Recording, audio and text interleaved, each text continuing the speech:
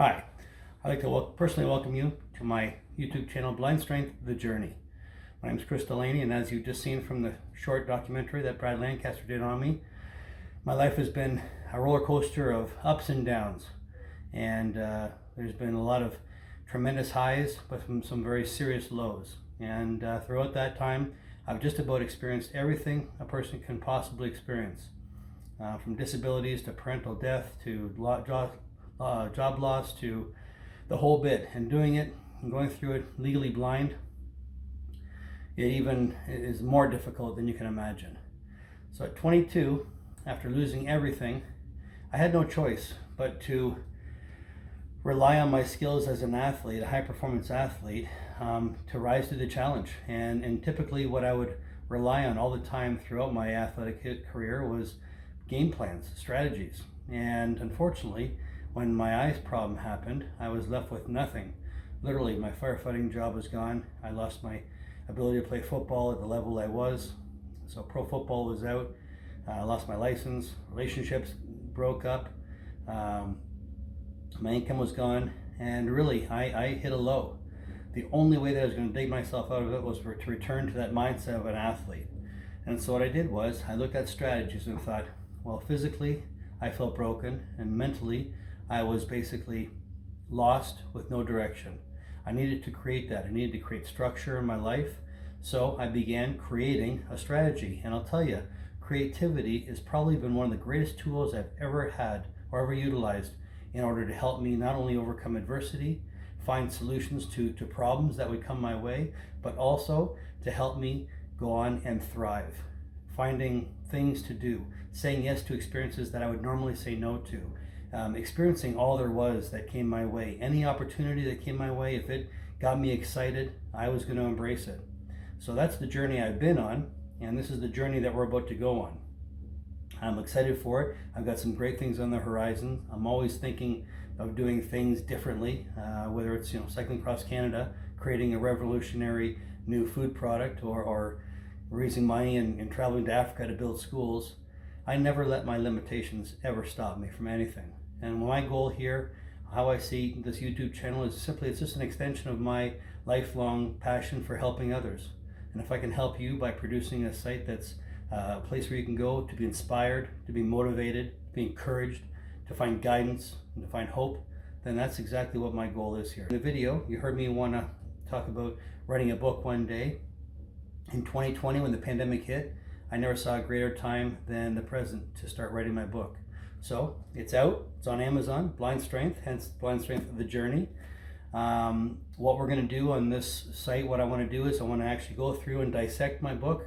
I want to go through it, share my story, share some of the most profound moments within this book and my life, tell you how I was feeling at the time, how I overcame and all of them, what measures I put in place. I want to go through the strategy. I want to break the strategy down and help you with the strategy and helping you overcome your challenges.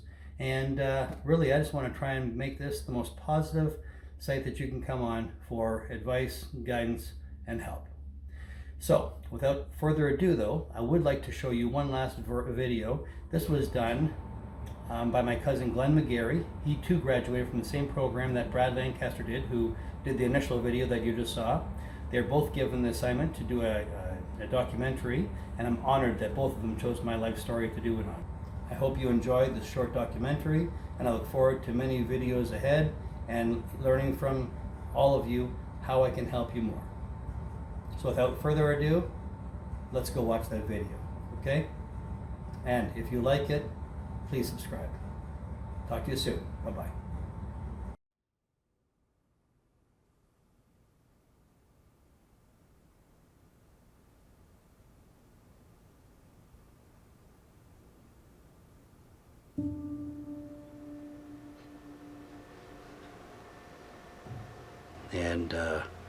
And that's when he said, you have Leber's optic neuropathy.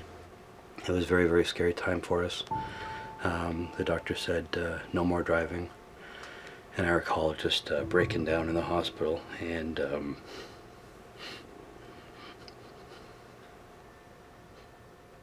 it must have been very difficult because it came to him later on in his life. So I would imagine he would have to kind of relearn. There's like totally a difference between people who say they have to wake up and do something and people who are excited to wake up and do something. And I remember thinking to myself, the guy's still pumped up even with this disability. So it didn't necessarily change my opinion on him. I had a great upbringing, great family life, had my dreams, had my goals, and I was working very hard towards them. I've been playing football all my life growing up. And with respect to the fire department, I got in. I remember going on a date one night. I had been seeing sparks in my eyes, and I remember that pretty vividly. And it only happened for a second here and there, and so I really didn't think much. But then I noticed I was getting a lot more headaches. I was coming up to intersections and I couldn't see if the light was red, yellow, or green until minutes before, and I knew right then and there that something was wrong. There was a corner store and I pulled in that parking lot, and I had to call my mom and say, you know, you have to get my sister, and if you guys can come over and pick me up. I think I can't drive anymore. So one day I just, nobody's home, and I just took the whole bottle of antidepressants and just started popping one after the next.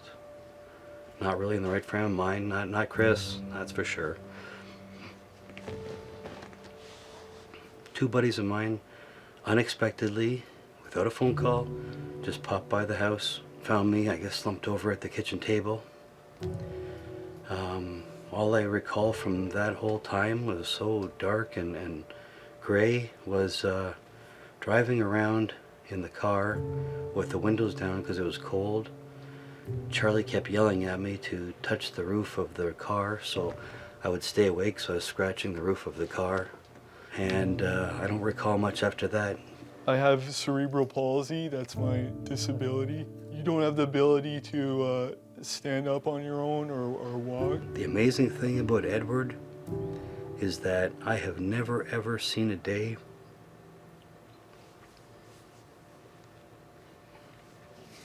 where he has let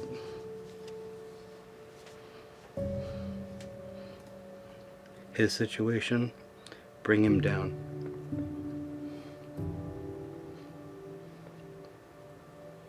He's been a true inspiration. He too has got his issues with transportation and the struggles and day-to-day life. He's always happy. I think, damn, I'm lucky.